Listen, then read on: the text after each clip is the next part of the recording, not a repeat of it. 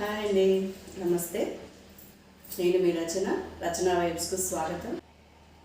నేను మీకు ఇవాళ చికెన్ శాంగిలా తయారు చేయడం చూపిస్తున్నానండి. ఇది చాలా టేస్ట్గా ఉంటుంది.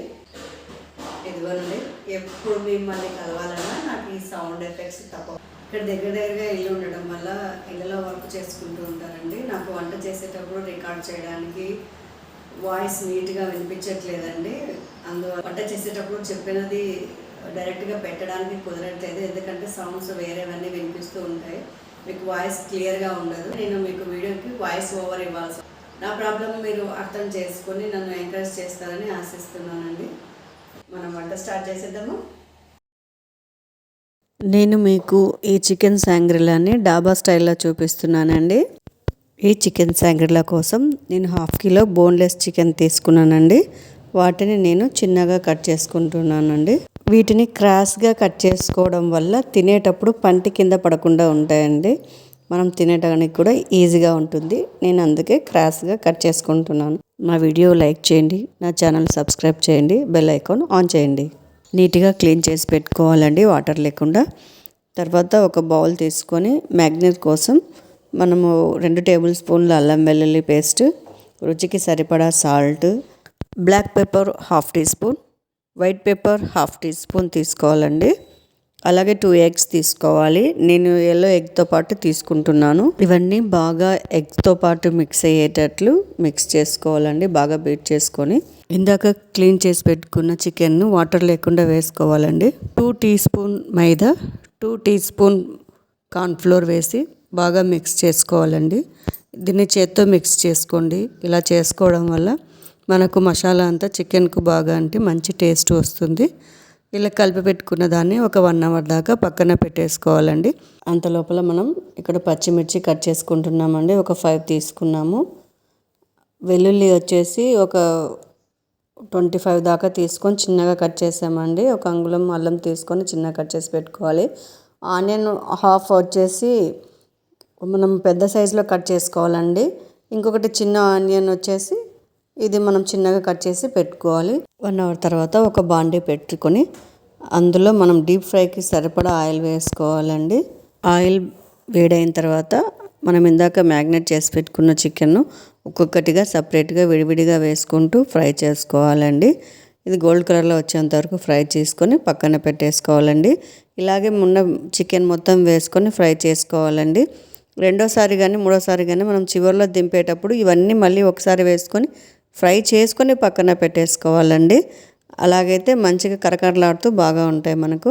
చికెన్ పక్కన పెట్టేసుకొని ఒక కడాయి కానీ నాన్ స్టిక్ ప్యాన్ కానీ తీసుకొని అందులో మనం ఇందాక ఫ్రై చేసుకున్న ఆయిల్ 3 టేబుల్ స్పూన్ వేసుకుంటున్నామండి. ఇక్కడ మొదటగా మనం కట్ చేసి పెట్టుకున్న పెద్ద సైజు ఆనియన్ వేసుకొని ఫ్రై చేసుకోవాలండి. లైట్గా ఫ్రై చేసుకొని వాటిని పక్కకు పెట్టేసుకోవాలండి. అందులోనే మరి కాస్త ఆయిల్ వేసుకొని మనం కట్ చేసి పెట్టుకున్న పచ్చిమిర్చి ఫ్రై చేసుకోవాలండి లైట్గా. అందులోనే మనం చిన్నగా కట్ చేసి పెట్టుకున్న అల్లం, ఎల్లిపాయలు, ఆనియన్ అన్నీ వేసుకొని ఫ్రై చేసుకోవాలండి. ఇక్కడ ఒక టేబుల్ స్పూన్ ఆయిల్ యాడ్ చేసుకోవాలండి. చేసుకొని ఇవన్నీ ఫ్రై చేసుకోవాలి. 20 జీడిపప్పులను కచ్చపచ్చగా చేసుకొని ఇందులో వేసుకోవాలండి. ఇక్కడ మనం 1/2 మాత్రమే వేస్తున్నామండి. ఇంకా 1/2 మనం చివరిలో యాడ్ చేసుకుంటాం. ఇవి వేసుకోవడం వల్ల చికెన్కి టేస్ట్ వస్తుంది. ఇక్కడ మనం చివరిలో వేసుకోవడం వల్ల అవి క్రిస్పీగా ఉండి నోటికి తగిలినప్పుడు మంచి టేస్ట్ వస్తుందండి. ఇక్కడ ఇవి కొద్దిగా వేసుకొని మనం ఫ్రై చేసుకుంటున్నాం. మొత్తం ఈ ప్రాసెస్ అంతా హై ఫ్లేమ్లో పెట్టుకొని చేసుకోవాలండి. ఇవి కాస్త ఫ్రై అయ్యాక పసుపు, 2 టేబుల్ స్పూన్ల అల్లం వెల్లుల్లి పేస్ట్ వేసుకొని ఫ్రై చేసుకోవాలండి పచ్చివాసన పోయేంత వరకు.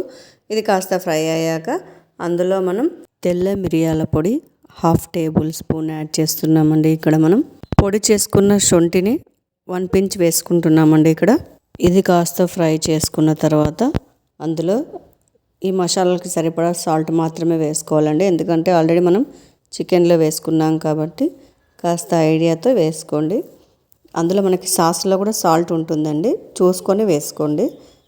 1 teaspoon green chilli sauce, 2 teaspoon red chilli sauce, ఇవన్నీ 2 వేసి బాగా మిక్స్ చేసుకొని ఫ్రై చేసుకోవాలండి. తర్వాత అందులో 1 teaspoon vinegar, 1 teaspoon soya sauce, 1 teaspoon tomato sauce ఇవన్నీ వేసి బాగా ఫ్రై చేసుకోవాలండి. ఈ చికెన్ శాంగ్రిలాకు మనం ఎక్కడ కారం అనేది యూజ్ చేయకూడదండి. ఇది మంచి టేస్ట్ ఉంటుంది. ఇది ఓన్లీ సాసులతో వస్తుంది టేస్ట్. ఇక్కడ ఒక చిన్న గ్లాస్తో వాటర్ యాడ్ చేస్తూ ఫ్రై చేసుకుంటున్నామండి. నేను చికెన్ శాంగ్రిలా డ్రైగా రావడం కోసం కాస్త ఆయిల్ తక్కువనే వేస్తున్నాను, వాటర్ తక్కువనే వేస్తున్నానండి. మీకు కాస్త జ్యూసీగా కావాలనుకుంటే ఇంకాస్త ఆయిల్ కాస్త వాటర్ ఇంకా యాడ్ చేసుకోవచ్చండి. నేను డ్రైగా చేసి చూపిస్తున్నాను. ఇంకా క్రిస్పీగా కావాలనుకుంటే మనం చికెన్ కట్ చేసేటప్పుడు ఇంకాస్త చిన్న సైజులో కట్ చేసుకొని డీప్ ఫ్రై చేసుకోవాలండి. మనం వంట వండేటప్పుడు చేసే చిన్న చిన్న వేరియేషన్స్ వల్ల టేస్ట్ అనేది చాలా చేంజ్ అవుతుందండి. డిఫరెంట్గా కూడా ఉంటుంది. ట్రై చేసి చూడండి, చాలా బాగుంటుంది. నాకు కాస్త కారం తక్కువ అనిపించిందండి, అందుకే రెడ్ చిల్లీ సాస్ మళ్ళీ యాడ్ చేశాను. మీరు రుచికి తగ్గట్టు వేసుకోండి. ఒక 5 నిమిషాలు ఇలాగా ఫ్రై చేసుకొని అందులో దించేటప్పుడు జీలకర్ర, ఉప్పు, టేస్టింగ్ పౌడర్ లైట్గా మిక్స్ వేసినది వేస్తున్నామండి. ఇక్కడ కాసేపు అలాగే పెట్టేసి ఫ్రై చేసుకోవాలి. మనం ఇక్కడ జీడిపప్పును కూడా యాడ్ చేసుకోవాలండి. నా వీడియో మిస్ అయింది, నేను అందుకే మీకు పర్టికులర్గా చెప్తున్నాను. ఇక్కడ జీడిపప్పు వేసుకొని ఒకసారి కలిపేసి మనం సర్వింగ్ బౌల్లో సర్వ్ చేసుకోవడమే. ఎంతో రుచికరమైన డాబా స్టైల్ చికెన్ శాంగ్రిలా రెడీ అండి. మీరు ట్రై చేయండి, చాలా టేస్ట్గా ఉంటుంది. మీకు ఈ వంట నచ్చింది అనుకుంటున్నానండి. మరొక రుచికరమైన వంటతో మళ్ళీ కలుస్తాను. మీ రచన.